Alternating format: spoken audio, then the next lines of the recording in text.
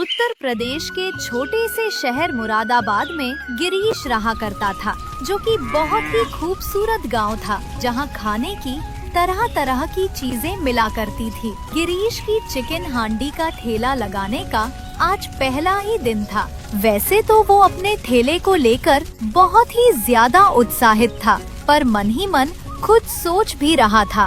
हे भगवान, मैंने चिकन हांडी का सारा सामान तो ले लिया और साथ ही साथ ये ठेला भी किराए पर ले आया। पता नहीं कि मेरा ये ठेला चलेगा भी या नहीं। खैर, जो भी हो, भगवान का नाम लेकर मैं चिकन हांडी बनाना शुरू करता हूँ। आगे जो भी होगा देखा जाएगा। यही सोचकर गिरीश ने पहले तो खड़े मसाले को तवे पर धीमी आंच में भूंजा, फिर ढेर सारी प्याज काटी और मिर्ची की नई हांडी को गैस पर चढ़ाकर फिर उन्हें अच्छी तरह से पकाया और अंत में कस्तूरी मेथी डाली। तभी वहाँ पर एक छोटी सी बच्ची आई और गिरीश के ठेले पर आकर कहने लगी, अंकल अंकल, आप ये जो चिकन हांडी बना रहे हो, इसकी खुशबू बहुत दूर तक फैली हुई है। देखिए, मैं अपने मम्मी पापा को अपने साथ लेकर आई हूँ। आप जल्दी से हम लोगों के लिए चिकन हांडी और उसके साथ गर्मा गर्म रोटियां लगा दीजिए ना। मेरा ये खाने का बहुत मन कर रहा है। हाँ हाँ बेटा, तुम रुको, मैं अभी लगा देता हूँ। थोड़ा सब्र करो, उसके बाद मैं तुम्हें ऐसा खाना खिलाऊंगा कि तुम्हें मेरी तारीफ करनी पड़ेगी। गिरीश के आसपास बैठने की कोई व्यवस्था नहीं थी, इसलिए उसने प्लेट में चिकन हांडी और साथ में गर्मा गर्म रोटियां लगाकर उन लोगों को खाने के लिए दे दी। वो लोग खड़े खड़े ही खाने लगे।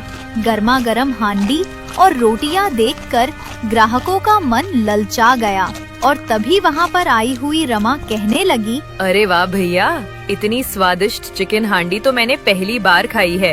इतने नपे तुले मसाले डाले पे आपने कि ऐसा लग रहा है कि बस खाते ही जाओ। इतने ही सटक मसाले के साथ खाना तो कोई औरत भी नहीं बना सकती है। बहुत ही स्वादिष्ट चिकन हांडी बनाई है आपने, मजा आ गया खाकर। हाँ रमा, तुम बिल्कुल सच कह रही हो। ऐसा करते हैं कि 2 हांडी चिकन पैक करवा लेते हैं, घर वाले भी खा लेंगे। भैया, ऐसा करो कि 2 चिकन हांडी पैक भी कर दो। जरा घर वालों को भी तो बताएं कि हमारे गांव में कितना अच्छा चिकन हांडी मिल रहा है। गिरीश उन्हें 2 चिकन हांडी पैक करके दे देता है। फिर कुछ और लोग भी आते हैं और गिरीश उन्हें भी चिकन हांडी परोस देता है। वो लोग भी बड़े चाव से खाते हैं, लेकिन उनमें से एक आदमी गिरीश से शिकायत करते हुए कहने लगता है, अरे भैया, यहाँ बैठने की कोई व्यवस्था ही नहीं है। भला खड़े खड़े हम कैसे खाना खाएं? खाना कितना भी स्वादिष्ट हो, लेकिन अगर बैठने की व्यवस्था नहीं है तो सब कुछ बेकार है। अब काम करके हम आते हैं और थक जाते हैं, और फिर खड़े होकर खाएं तो भैया घुटनों में थोड़ा दर्द रहता है, और कई लोगों को बैठकर खाना खाने की आदत होती है। इस तरह तो आपके ग्राहक खुद ही कम हो जाएंगे। लेकिन फिर भी गिरीश बहुत ज्यादा खुश था, क्योंकि पहले ही दिन उसकी बहुत अच्छी खासी कमाई जो हुई थी।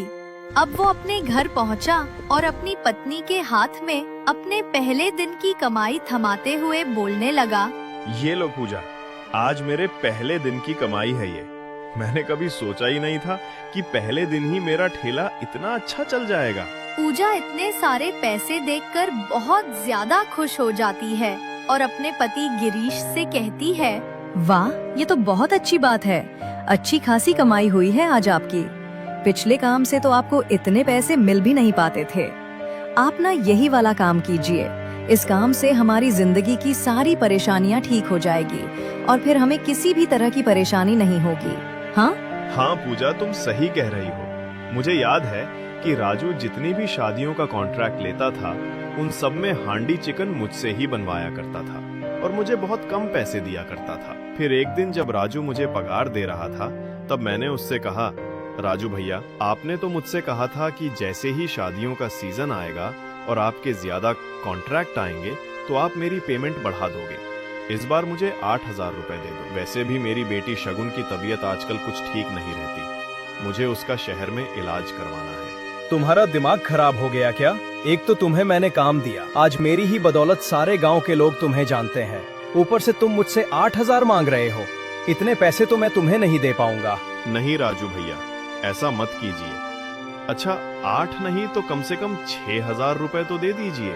नहीं राजू, मैं भाई इतने भी नहीं दे पाऊंगा। अगर तुम्हें मेरे पास काम करना है तो करो, वरना मत करो। 5,000 रुपए से 1 रुपए भी ज्यादा नहीं दूंगा। अरे भाई, मेरे भी तो खर्च होते हैं। सारा सामान फिर शादी में स्टॉल लगाओ। आखिर काट पीट कर मुझे बचत ही कितनी होती है जो मैं तुम्हें 8,000 रुपए दे दूं। ना भाई, मुझसे नहीं होगा ये। हाँ जी, मुझे सब कुछ अच्छी तरह याद है। आप उस दिन बहुत परेशान होकर घर आए थे और मैंने ही आपको कहा था कि अपना खुद का ठेला लगाइए। और देखिए, आपके पहले ही दिन की कमाई देखकर ऐसा लगता है कि आप अच्छा खासा पैसा कमा लेंगे। इस तरह हम अपनी बिटिया का इलाज भी करवा लेंगे और हमें किसी भी तरह की कोई परेशानी नहीं होगी। वो लोग बातें कर रहे थे कि तभी शगुन वहाँ आ गई और बोली, पिताजी आ गए, आप आ गए पिताजी। आज आपने एक चिकन हांडी का ठेला लगाया था ना? अगर कुछ बचा हो तो मुझे भी दे दो। आपको पता है, आपके हाथों का मुगलाई हांडी चिकन मुझे बहुत पसंद है। आप पूरे गांव को मुगलाई चिकन हांडी खिलाने वाले हैं, लेकिन हमें तो ये नसीब ही नहीं होता। आप सुबह चले जाते हैं और रात को आया करेंगे। जब भी आप वापस आओगे तो आपके पास तो मुगलाई चिकन हांडी बचेगा ही नहीं, क्योंकि आपका मुगलाई चिकन हांडी बहुत अच्छा जो बिक रहा है। हाँ बेटा, मैंने तेरे लिए थोड़ा सा पहले ही बचा लिया था। मैं अच्छे से जानता था जैसे ही मैं घर आऊंगा तू मुझसे ही सवाल करने वाली है। चल आजा, बैठकर मिलकर खाते हैं। अब वो अपना गर्मा गर्म रोटी बनाती है और मुगलाई चिकन हांडी को भी गरम करके ले आती है। सभी लोग साथ में मिलकर खाना खाते हैं। तब वो शगुन कहती है, पिताजी, आप सचमुच बहुत स्वादिष्ट मुगलाई चिकन हांडी बनाते हो। मेरी सहेली बिया भी कह रही थी कि तेरे पिताजी जैसा मुगलाई चिकन कोई नहीं बना सकता। तभी वहाँ पर कुछ लड़कियाँ आती है और एक लड़की उनमें से कहती है, अरे भैया, आपकी चिकन हांडा की खुशबू तो दूर दूर तक फैल रही है। जरा जल्दी से हमें एक प्लेट लगा दो। मेरी भूख तो कई गुना बढ़ गई है। जब इसकी खुशबू इतनी स्वादिष्ट है तो ये खाने में खुद कितनी ज्यादा लजीज होगी। मुझसे तो सब्र ही नहीं हो रहा है। बस बहन जी, आपको 10 मिनट इंतजार करना होगा ताकि चिकन में सारे मसाले अच्छे से घुल मिल जाएं। तभी तो असली स्वाद आएगा चिकन हांडी का। हाँ भैया, वो तो ठीक है, लेकिन आपके ठेले पर कोई बैठने की व्यवस्था नहीं है। आखिर आप 10 मिनट कहाँ बैठ के इंतजार करें? अच्छा तो ऐसा कीजिए, आप 10 मिनट के बाद आते हैं। कब तक आप अपने मुगलई चिकन हांडी को तैयार रखना और हम उसे ले जाएंगे। उनके जाने के बाद अब गिरीश निराश हो जाता है और अपने आप से कहता है, बहुत सारे ग्राहकों की शिकायत है कि मेरे ठेले के आसपास बैठने की व्यवस्था नहीं है। कुछ भी हो, मुझे अपने ठेले के आसपास बैठने की व्यवस्था करनी ही होगी। ऐसे तो मेरे आधे ग्राहक खुद ब खुद कम हो जाएंगे। नहीं नहीं, मैं ऐसा नहीं होने दे सकता। मुझे भी तो अपने परिवार का खर्चा चलाना है। थोड़ी देर बाद वो लड़कियां वापस आती है और राजू उन्हें मुगलई चिकन हांडी लगाकर दे देता है। वो सभी चिकन हांडी खाते हैं और राजू की बहुत तारीफ करते। गिरीश शाम को अपने घर आता है और अपनी पत्नी को सारी बातें बताता है। तब पूजा कहती है, अजी, मैंने थोड़े बहुत पैसे बचाकर रखी हूँ। उन पैसों से आप कुछ कुर्सियाँ और टेबल खरीद लीजिए। और हाँ, साथ में एक इनका शेड भी लगा लेना ताकि ग्राहकों को कोई भी दिक्कत ना हो और आपका काम बहुत अच्छे से चले। वैसे भी कभी भी बारिश का मौसम हो जाता है। अगर बारिश पड़ गई तो आपका सामान भी खराब हो जाएगा। हाँ पूजा, तुम बिल्कुल ठीक कहती हो। और तुमने ये पैसे बचा कर रखे तो मुझे तो पता ही नहीं था। सच्ची कहते हैं लोग कि औरतों के बचाए हुए पैसे कभी कभी बहुत काम आ जाते हैं। मैं कल ही जाकर सारा सामान ले आता हूँ और ग्राहक के बैठने की व्यवस्था कर देता हूँ। अब गिरीश अगले दिन सारा सामान ले आता है और अपने ठेले के आसपास कुछ कुर्सियाँ और टेबल लगाता है। ग्राहकों के बैठने की व्यवस्था हो जाती है और ज्यादातर लोग उसके ठेले पर आते हैं। धीरे धीरे उसका हांडी चिकन फेमस होने लग जाता है और उसके ठेले पर भीड़ भी लगने लगती है और गिरीश की अच्छी कमाई होने लगती है। एक दिन राजू अपने घर आता है और अपनी पत्नी से कहता है, पूजा, ऐसा करो कि तुम शगुन को अपने साथ शहर के बड़े डॉक्टर के पास ले जाओ और उसका इलाज करवा लो। तुम तो जानती हो कि ऐसा हम उसके भविष्य के लिए ही कर रहे हैं। हम किसी भी तरह की कोई परेशानी नहीं झेल सकते उसे लेकर। हाँ जी, मैंने तो शहर के डॉक्टर से बात भी कर ली है। हम कल ही वहाँ जा रहे हैं। आप भी हमारे साथ चलिए ना। आप हमारे साथ चलेंगे तो हमें अच्छा लगेगा और आपका सहारा भी रहेगा हमारे पास में। नहीं नहीं पूजा, मेरा ठेला अभी नया नया है। मैं नहीं चाहता कि ग्राहक मेरा ठेला बंद देखकर लौट जाए, और हो सकता है कि मेरा ठेला बंद देखकर गांव का कोई और इंसान ठेला लगाकर खड़ा हो जाए। इस तरह हमारा सब कुछ बर्बाद हो जाएगा और हमें शुरू से काम करना पड़ेगा। इसलिए तुम शगुन को लेकर चली जाना, मैं अपना ठेला देख लूंगा। अगले दिन भावना शगुन को लेकर शहर के अस्पताल के लिए निकल जाती है। उसने रास्ते में खाने के लिए अपने पति के ठेले से थोड़ा सा मुगलाई चिकन हांडी पैक कर लिया था और वो शहर की तरफ निकल पड़ी। पूजा स्टेशन पर बैठी बस का इंतजार कर रही थी। तभी उसकी एक सहेली सोनम उसके पास आती है और बोलती है, पूजा कैसी है तू? सब कुछ ठीक है ना? पूजा भी सोनम को देखकर बहुत भावुक और खुश हो जाती है। बहुत सारी बातें की। फिर सोनम बोली, पूजा ये तूने क्या पैक किया है खाने के लिए? इसकी इतनी अच्छी खुशबू आ रही है, हर तरफ इसी की खुशबू महक रही है। जरा मुझे भी तो खिला दे। ये मुगलाई चिकन हांडी है। मेरे पति मुगलाई चिकन हांडी का ठेला लगाते हैं। उन्हीं के ठेले से थोड़ा सा पैक करवा कर लाई हूँ। अच्छा, तो ऐसा कर, तू ये मुझे दे दे और मेरा ये खाना तो खा ले। मैं भी घर से अच्छा खासा खाना बना कर लाई हूँ। इस तरह पूजा ने अपनी चिकन हांडी सोनम को दे दी।